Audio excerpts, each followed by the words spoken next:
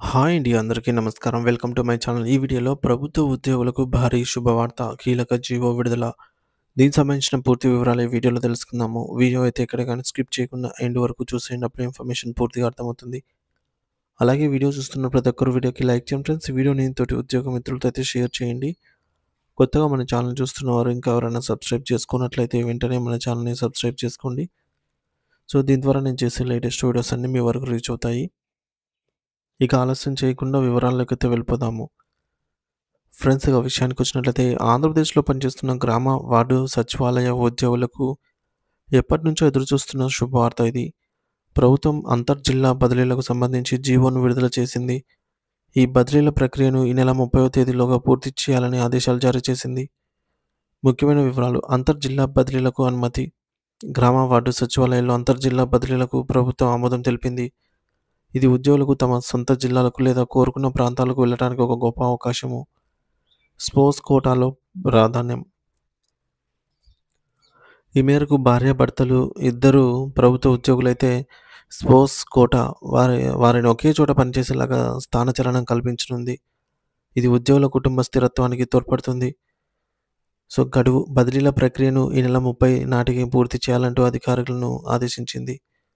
దీనికి సంబంధించి 1-2 రోజుల్లో బదిలీల షెడ్యూల్ కూడా విడుదల కానుంది.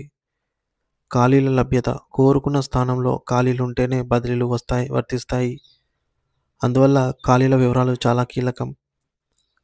బదిలీల ప్రక్రియకు సంబంధించి ముఖ్యమైన నియమాలు: అభ్యర్థుల ఆధారంగా పరిశీలన. ఉద్యోగులు సమర్పించిన దరఖాస్తులను వారి అర్హతలు, అభ్యర్థనల ఆధారంగా పరిశీలిస్తారు. రెండోది ఆన్లైన్ దరఖాస్తు.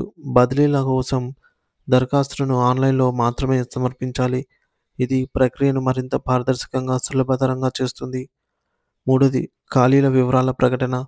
జిల్లా అధికారులు ఖాళీల వివరాలను స్పష్టంగా ప్రకటించాలి. ఖాళీలు ప్రకటించడం ద్వారా ఉద్యోగులు తమకు కావలసిన మండలాలు, మున్సిపాలిటీలు ఎంపిక చేసుకునే వీలుంటుంది. నాలుగవది అనర్హులు. ఏసీబీ, విజిలెన్స్ కేసులు పెండింగ్లో ఉన్న ఉద్యోగులు ఈ బదిలీలకు అనర్హులు. అలాగే ఎంపీడీఓలు, మున్సిపల్ కమిషనర్ల నుంచి ప్రభుత్వానికి ఎలాంటి బకాయిలు లేనట్టుగా ధృవీకరణ పత్రం తప్పనిసరిగా ఉండాలి. ఐదవది అధికారుల ధృవీకరణ. దరఖాస్తులపైన సంబంధిత అధికారులు ఇద్దరి ధృవీకరణతోనే ఆన్లైన్లో అప్లోడ్ చేయాలి. ఆరోది సీనియారిటీ జాబితా.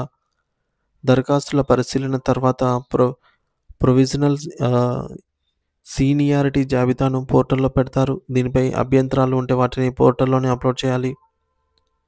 అభ్యంతరాల పరిశీలన అనంతరం సీనియారిటీ యొక్క ఫైనల్ జాబితాను ప్రకటిస్తారు.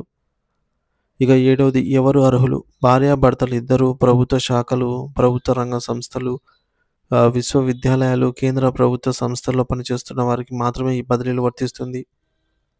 ఒకరు ప్రభుత్వ ఉద్యోగి, మరొకరు ప్రైవేటు సంస్థల్లో పనిచేస్తున్నట్లయితే వర్తించదు. వివాహ ధృవీకరణ పత్రం, ఉద్యోగ గుర్తింపు పత్రం, ఐడి కార్డు తప్పనిసరి.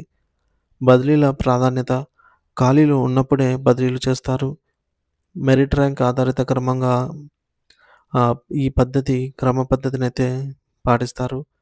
మెచ్యూరిటీ ర్యాంక్లో టై అయిన చోట సీనియారిటీ, పుట్టిన తేదీ ఆధారంగా బదిలీలలో ప్రాధాన్యత అయితే ఇస్తారు. బదిలీల ప్రక్రియ గ్రామ వార్డు సచివాలయ ఉద్యోగులకు ఒక పెద్ద ఊరటను కలిగించనుంది. ఇది వారి వ్యక్తిగత, వృత్తి జీవితాలను సమతుల్యం చేసుకోవడానికి సహాయపడుతుంది. ప్రభుత్వం ఈ ప్రక్రియను పారదర్శకంగా, సకాలంలో పూర్తి చేయాలని అయితే ఉద్యోగులు ఆశిస్తూ ఉన్నారు.